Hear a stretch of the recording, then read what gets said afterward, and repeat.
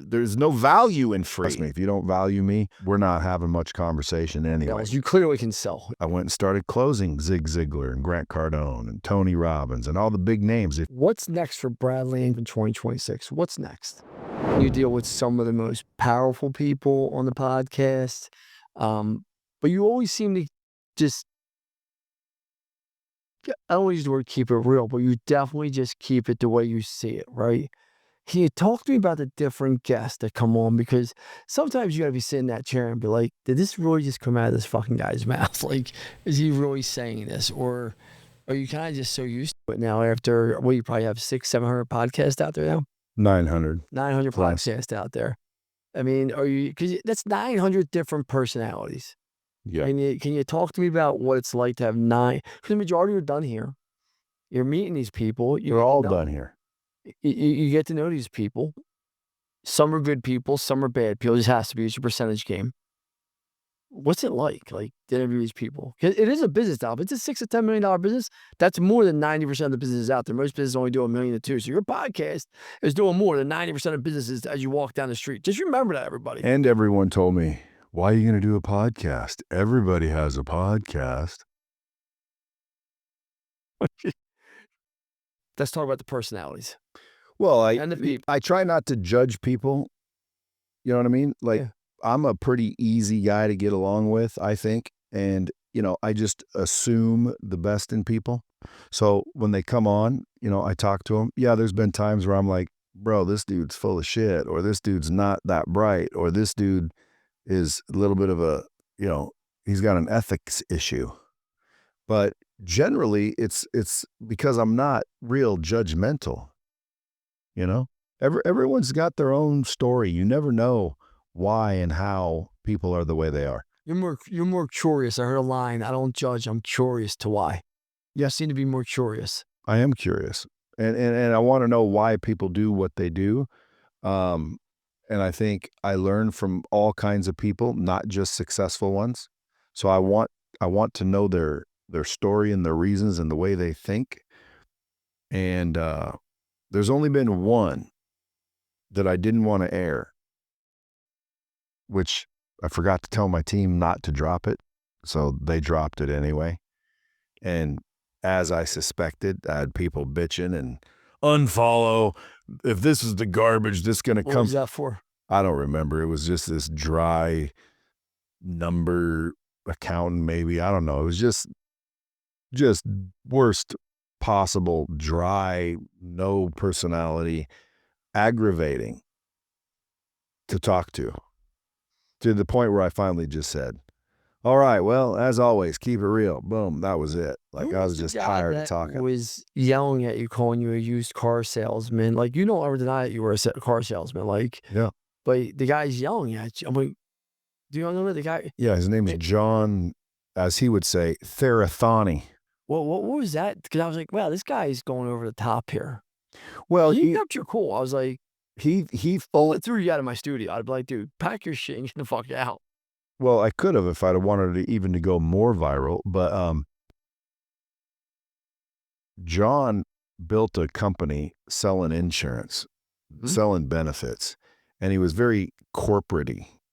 And so he looks down upon anyone who's selling a course or anybody who's selling tickets or to a mastermind. Ugh, you're one of those guys. So he always tries to make it sound bad, even though he tries to do it himself. He's just failed.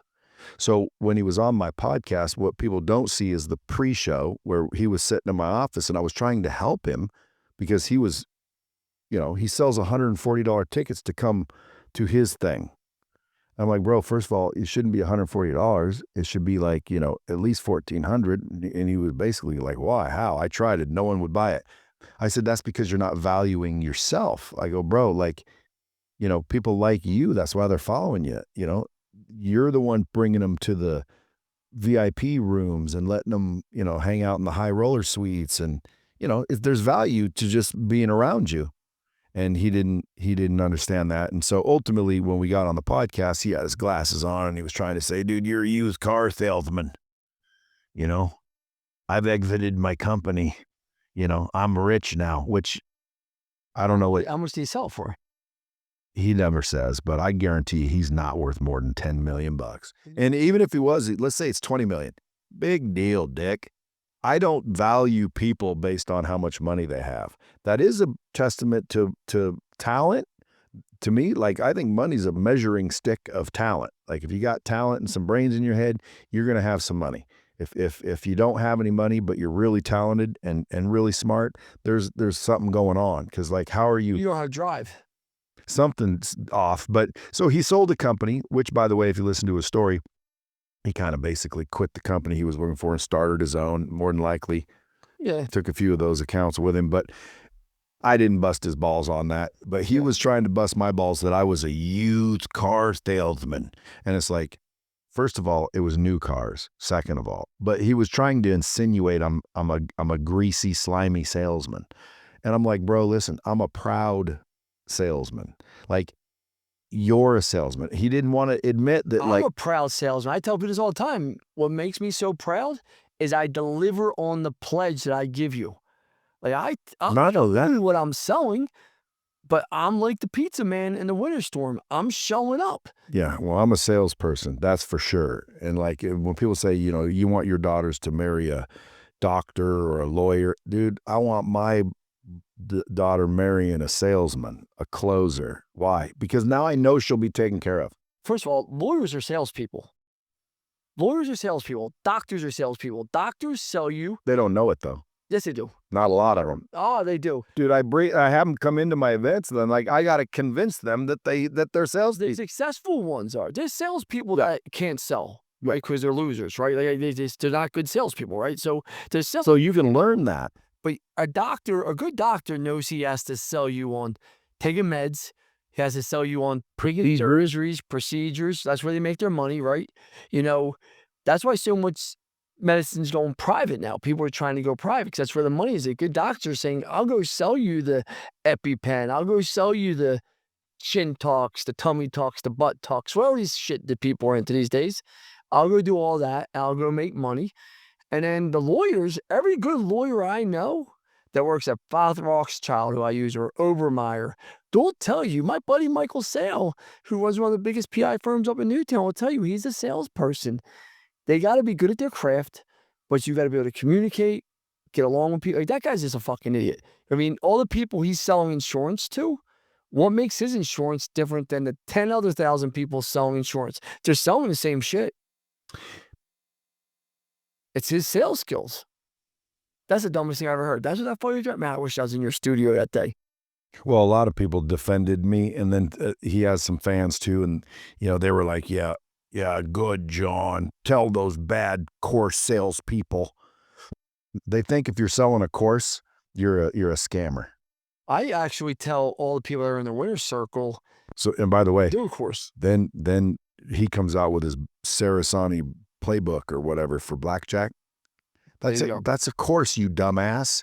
Yeah, but it's only $9 or whatever. I'm like, dude, just because you have a cheap course doesn't make it not a course. He kept trying to say he's not in the lane we're in. And I'm like, John doesn't value what his knowledge is. he doesn't value himself, which Right. was my The point. value, yeah, because and here's If he something. valued himself, he wouldn't try to get you to pay $140 to hang out with him for a day. So what I did for my masterminds, the very first mastermind, I don't know if I ever told you a story, Brad. And I was like, I'm gonna do masterminds once a quarter for free. We'll do it at my office. I got a nice office, and I said we'll do it for free. We had 25 tickets we gave away, or 20 tickets. I gotta ask Bill what it was. Guess how many people showed up? 2. I told you a story. That's the No. exact number. 2 people showed up. No, but I guessed. So That's how ridiculous that is. That right? That's right. 2 people are sure. That's how ridiculous it is. My CEO, Bill, was totally against it. So is my leadership team. They're like, dude, you're the only guy that sold, at the time, it was 4 companies and 4 different verticals. They're like, no one else has done this shit. Like, what are you doing, man? Like, you've done this. I mean, I don't know. I just want to give back, right? So my CEO goes, watch, I want to show you something to prove a point. We're going to charge $5,000, and this will be sold out from here on out. We've never had an empty seat at a mastermind, and it's always sold out. Like, our October one's already sold out. It's always sold out. And because when you value yourself and you give good content, you build relationships, people walk out of there, they're inspired. Then, like you said, it's not a mastermind is really not a training. It's more of an exposure. We're exposing you to what the P&Ls should look like to train. But all these people's businesses are thriving. And what is that worth? You can't get that anywhere for $5,000. And that's where you're right. And that guy's 100% wrong.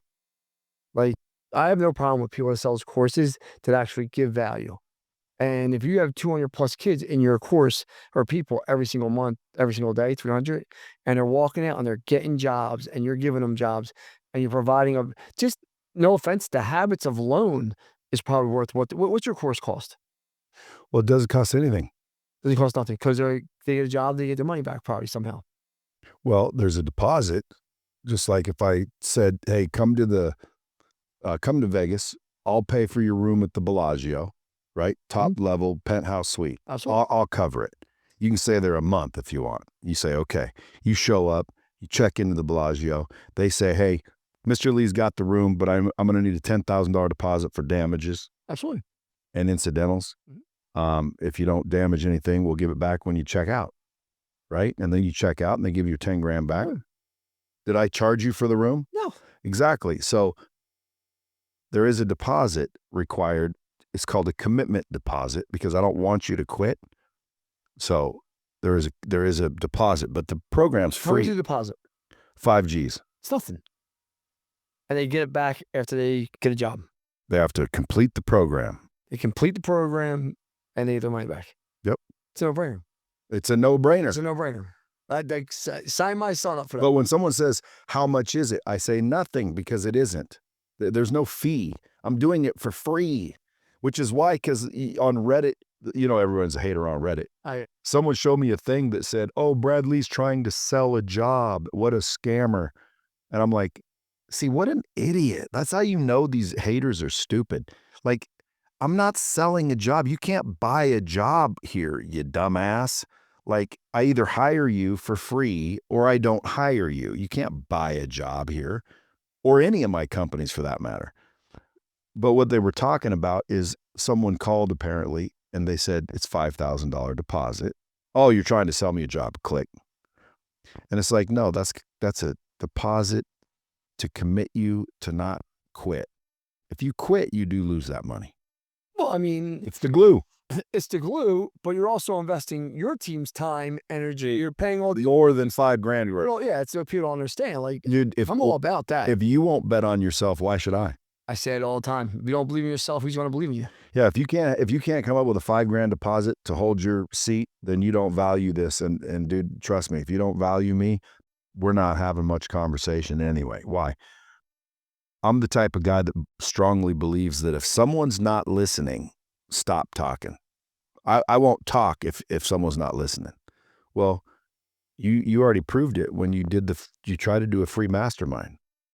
Oh yeah, it bombed. No one showed up. Why? Because there's no value in free.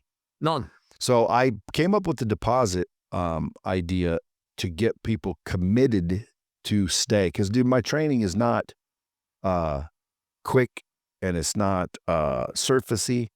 It's literally the mindset is like 4 solid days of here's what you need to know and do and realize. And then they start to feel better about themselves. They start to forgive themselves. They start to change their identity before I even worry about any skills whatsoever. And then I move into the skills, and a lot of people, they don't have the right skills. So the skills alone are worth the money if I didn't give them their money back.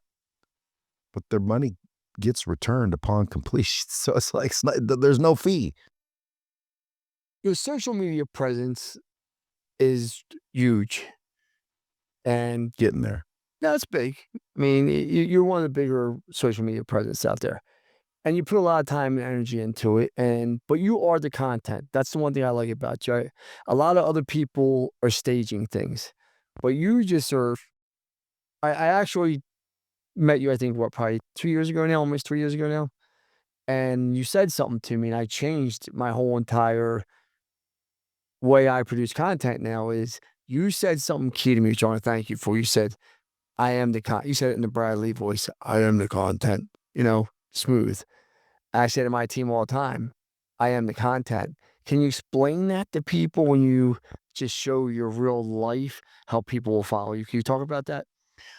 Well, I think for social media, the step most people miss is you have to be on it, right? So flood the internet with your face, right? So what does that mean? Well, that means you have to post 3 or 4 or 5 times a day, every single day on 6 different channels minimum. Well, that's a lot of content. People are like, man, that's a lot of content. How do I make all that content?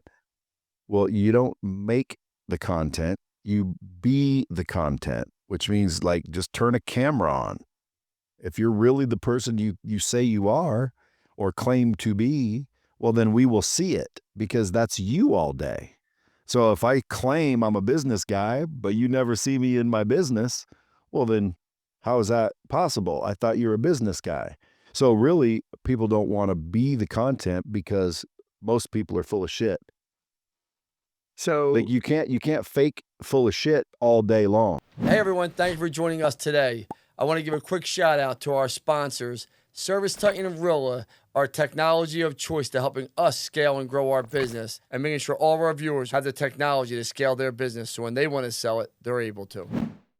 So we did a little, Nathan's his name, correct? You're a camera guy? Yeah. Nathan, real nice guy. We were playing a game talking this morning, right? And I'm going to play the same game with you because I believe you that so many people are just so full of shit, it's unbearable, right? Okay. So I got some questions for you. You might want to play a little game here real fast about how full of shit people are? Yes. Okay, so if I said to you, what percentage of Americans, to make $1 million a year, just $1 million, do you believe it's hard or do you think it's easy in America? To do that? Mm-hmm. It's easy. It's easy. Okay, great. Do you believe in stats though, right? Sure. There's 350 million people that live in America. What number do you think make $1 million plus a year? 5%. Which should sound logical, right? So watch this. It's 800,000. It gets even crazier. According to whom? Israel ChatGPT gives you all the sources, right? So it's 800,000 divided by 350 million. That's the percentage. Yeah, 0.00. There's only 800,000 people that make $1 million. Yeah, but taxed IRS W-2s, right? Now watch this though. Well, no, you didn't say W-2. No, well, meaning your tax returns, not W-2, tax returns. So it's same things as You mean legit? legit. Yeah. Okay. Well, there's also drug dealers and people that aren't claiming all that. Well, we're not hanging out with them, Brad. I'm just saying though. Nah. There's people making $1 million We're starting the question illegally. Yeah, no doubt. But we're talking about ethical, good business people. I want to remind people how hard. It's still easy just because people can't figure it out though. That's my point to you. So watch this. What percentage do you think make over 5 million? Well, 5 million is a little bit of a jump, so I would say 80,000. 41,000 people. That's it. So that now it takes all the way down. I'm one of those. Huh? I'm one of those. So am I. Oh yeah. So I'm like I'm amongst good company. This is so if you make more than 5 million, because it's 41,000, that's why I can't help but laugh. Because I try to explain to people, like so many people are full of shit that they're watching content on. Look at the number, 0.0001% of the 1%. I know, but when you look at it, it seems small, but Lance, like come to my neighborhood. Everyone around me's got to be making millions. And that's just one neighborhood. There's millions of neighborhoods in this town, and that's just one town. Like, look in your block of the wood. There's got to be people all around you with nice shit. No, because this is what I say to people. I never know what their debt is. Like, I have no debt, zero debt, like zero. When I say zero debt, I'll pay anyone, $100,000 if you can show me I owe you money. I'm not talking about a distributor that we're in good standing with. I'm not talking, a company card payment. I'm saying Lance Bachmann personally. I don't own a mortgage on my farm. I own over 100 properties. I might have mortgages on 7 of them, if that. 8. Well, why don't you leverage? Or what you talking about now? I want to prove a point to you. The majority of people have such a high debt lever that they're literally a month or 2 away from going broke. They're living in these houses. They have big mortgages. They have tons of lines of credit that they're spending on, right? And their companies are also. And I always say to people, make sure you watch who you're following on social media. I know you're real. I know you have money. We're friends. We've talked about it. I actually, you know, but that's my problem with social media. When you just look at the statistics and what people make, I know all these people can't make this money because it's just pure statistics. Make sense? So it's wrong. So, but banks will lend you money, and you can look great, but you're really not great. It's like being a beautiful woman that's dying of cancer or a man. I mean, they're the stats. That's how hard it is to go make that a year. And your neighborhood, what's the average house in your neighborhood? Probably 2 million, 3 million? A little more? Mine, a little more. All right, so just say average house is 4 million. You could buy that house making $500,000, $700,000, $800,000 a year. Now you're going to be leveraged to the max, but the banks will lend to you. Like, that's what I'm saying. Don't always. So everybody's max. Nobody's got money. I think some people have money. I think the percent. Because I'm one of them too. What? No, I know you are. Well, you. No, I definitely lived that way a long time. I'm starting to be a little smarter now, but that's why I said over the next 3 to 5 years, I'm buying property and assets, and I don't have any debt though. I mean, all my companies, they're all debt free. And that's where you want to be. That makes it very hard for you to come down. It's very hard to take Brad Lea down when he's debt free. Well, I mean, I can come down a few notches. But I'm not going out. I guarantee you that. Well, that's the whole thing. But you ask me, why don't I leverage? That's a great question. People ask me, why don't I leverage at the point where I'm at? Because number one, I have more money than I ever thought I'd have. Right? I just have more money than I ever thought I'd have. Number two, I'm not in the business of leveraging money. I truly believe that's a business, right? Like when you're leveraging money, you're taking out loans, you're leveraging money, you're thinking ahead of time, what's the interest? Right now, if I can't spend the cash that I have, which I can't, I FaceTimed you and showed you my kid's account, yes or no? Just to prove a point on someone that we were talking about, yes or no? Yes. Right? Not, if my kids ain't lacking, I'm probably not lacking, right? So it's real simple for me. I'm not going to be in that business. I like building and scaling businesses and cashing out. I enjoy it. I'm having fun. Yeah, it's sort of a game almost. Well, where can you go have fun? You go take a company, you scale it, and then you get to sell it. And that partner is I've never met a partner that wasn't ecstatic to get their check. I've had some employees that don't realize you got to pay taxes on that money, which is fucking mind-boggling to me. Well, you don't if you put it into an equal or greater value. The issue is how I have phantom stock. You do have to pay because I want you there at the time of exit. If I just make you a stock member, even when you leave, you have that stock. And it does me no good to give people stock that aren't going to be with me to help grow the company. So we do phantom stock, meaning if you're with us at the time of the exit, you get paid. It has to be paid as an employee. It's a bonus check. But we explain that clearly. It's different. Yeah, but you can do almost like a 1031 if you exit a company and sell its assets, as long as you buy another asset of equal or greater. Not a business. You can't 1031. You could put it into what's called these zones that I think you're thinking of. Yeah, it's not a 1031. It's like one. Yeah, it's like one. They're zones. Yes, the government actually backs them. Yes, you are correct. But the issue with that is what people don't realize is you put your money there. When your money goes here and you go to sell it, you're paying your taxes then. Either way, the tax man's getting his money. You're eventually paying You're tax. paying the tax man. The taxes are the unless Trump abolishes taxes, which rumor has it, he is definitely trying to do that. He wants our country to live off tariffs. My thing is this is. And by the way, that's how it originated. This is going to sound crazy because I don't want to get into politics, but anyone that knows me knows what side I'm on. But I believe taxes are a privilege that you get to pay at my level. Now, I don't believe that for someone making under $1 million a year, 500,000 a year. But if you're cash sweeping somewhere between, let's just say, 15 and 30 million a year on average for the last 3, 4 years, 5 years, you can pay taxes. You can pay your share to this great country that we live in and help build it for a better place. There's kids out there that need that money, that are suffering, and I hope some of it goes to them. There's families out there that need food that the church will bring. Like, and I'm not a socialist, because you're probably like, damn, this guy's like a socialist nut. But No, I mean, I lean that way when it comes to like good, solid welfare stuff, but just not when it's abused. 100%. So that's why. But like, so Like if like, you found out all your money was going to run heroin to Colombia, and you knew that's all your money went, you wouldn't feel the same. I don't want my money going to the taxes now because I believe they're criminals. I'm hoping in my heart of hearts for my own self that it's a privilege and I'm making a difference here in some of these areas that aren't great. Well, my goal is to be the largest taxpayer in the United States. Well, get to it. So here's it. Wouldn't that be nice though? I don't have that kind of energy and drive in me, to be honest with you. Wouldn't it be nice though? Yeah, if someone's going to give it to me, I'm not gonna kill listen. I'm making a great living doing what I'm doing, and I'm going to continue to do it.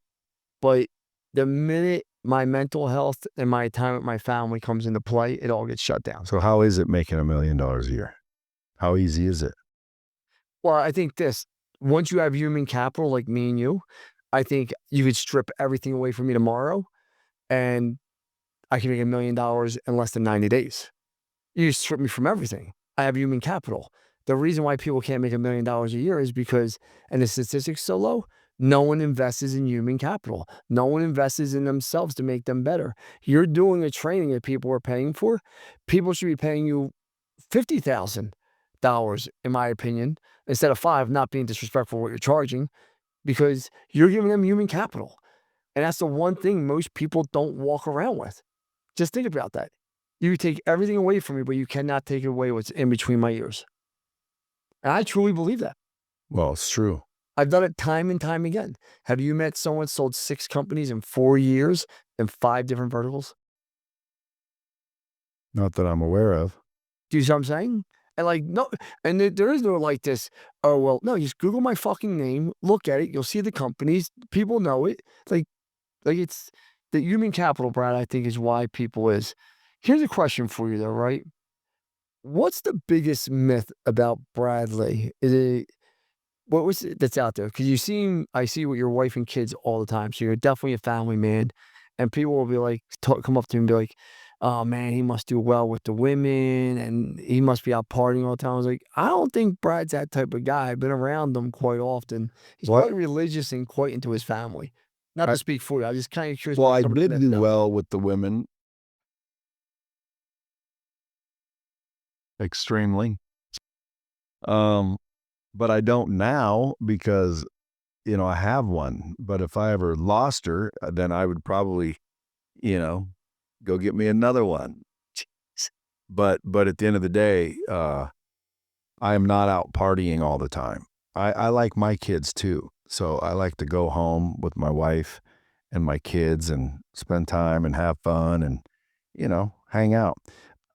The partying days for me are over. Like I party differently now, but I used to be a little bit of a partier. I did well with the women, but not anymore. Like, dude, I've finally grown up. What's next for Brad Lea business wise? You have successful businesses. You walk around here. How many businesses are here? 4 or 5? 5. 5. You have successful businesses. They're all beautiful. Your people are happy. It's like I've never been in this place where your people are not happy, which is a testament to you as a leader. I truly believe that. If you have happy people, Well, I don't know about that one. I think they're happy because I don't hold them accountable. This is a country club. You work with Brad Lea. There's dude. I just believe that people will reveal themselves, and eventually they'll quit if they're not making much money. So because all your people are on commission, all your people work here as some type of incentive plan. a lot of the ones that are working here on commission, the ones that get paid salaries that do the salaried things, they're happy because they come in, they do their job, and they get to go home. Like no one's bothering them all day.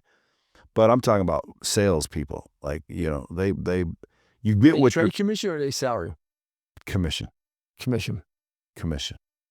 Bill, you hear that? My CEO? We gotta get OLB Capital people on straight commission. I like that. Dude, listen, if you need a base as a salesperson, you're not that good of a salesperson. I've never needed a base my entire life. I got one once selling art. You know what the base was? $6,000 a month. Yeah, that was the base plus commission. I'm like, damn, you mean I get $6,000 if I don't sell anything? And they're like, yeah. And I'm like, dude, this is unbelievable. I thought that was the greatest thing ever. I've never been on. How long that job last for you? About a year. Did you sell anything? Yeah, of course. Oh, I didn't know if you just took the $6,000. No, I sold Renoirs, Picassos, Monets, Salvador Dali, Bill Mack, Paul Braslow. Like, I sold the shit out of shit. If somebody came to you, because the podcast is Exit Rich, right? And I like your perspective because you have all different podcast guests, you have different businesses. And somebody said, Brad, build me a playbook to build a business and I want to sell it in 5 years. What would be 3 things you said have to be in this playbook? Well, I would say number 1, you have to have a vision. Number 2, you have to have a team, and they have to be aligned with that vision. Number 3, you have to have a training system so everyone understands the vision and the playbook and the team and the whole 9 yards. And then you need to make sure that you figure out lead generation. And then you need to figure out your sales process, so conversion. And then you need to figure out your KPIs, because if you don't measure it, you don't manage it. And then you need a feedback loop built in for employees and customers. And then you need to leverage that data. So to me, I call it the real growth plan, REAL. R, refine your vision and team. Establish your systems and procedures. Attract and convert opportunities. Leverage data. Last question for you. What's next for Brad Lea in 2025 and 2026? What's next? I have a goal to get 2 of the businesses up to a 1 million a month net, and like net Hip National. You have Hip National Bank? You know what that is? No. Hip National. What the hell is Hip National Bank? Right here. What? On every Right here, bro. bro. Anymore. Your Not pocket. really? Your Hip National Bank. Oh, Hip National Bank. Okay. So you were trying to get 2 of your businesses up to make a net income. A net 1 million a month. For a profit.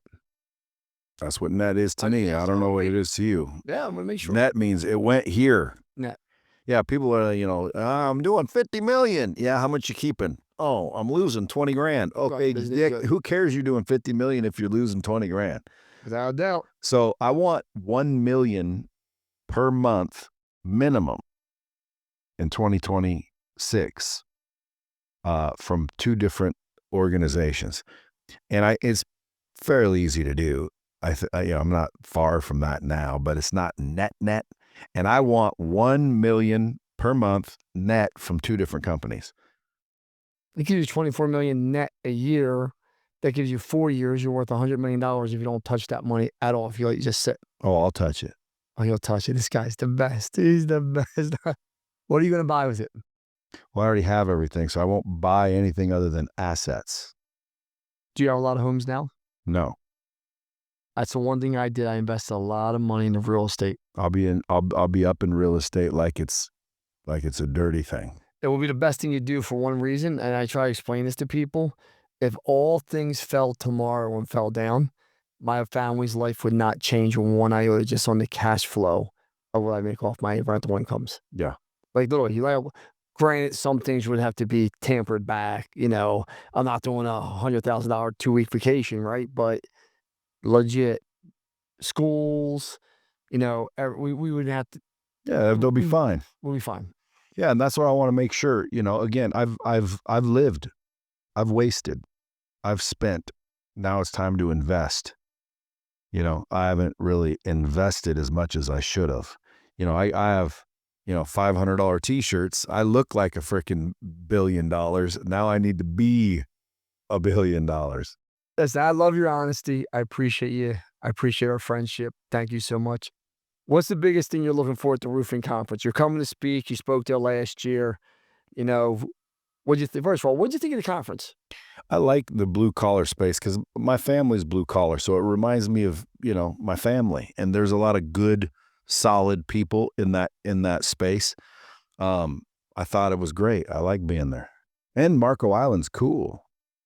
Well, I appreciate you. Look forward to coming. If people want to sign up for your training, So it's not they sign up for my training. They sign up to get a job with me. If they want to work with me, if somebody wants to work for you, apply to work with me. And if you aren't qualified enough to get the job right away, well, then I'll train you. But I don't sell the training and I don't advertise for the training. If I want to come work with Brad Lea, how do I get a hold of Brad Lea? Are you going to give him your cell phone? No. You go to bradlea.com. Huh?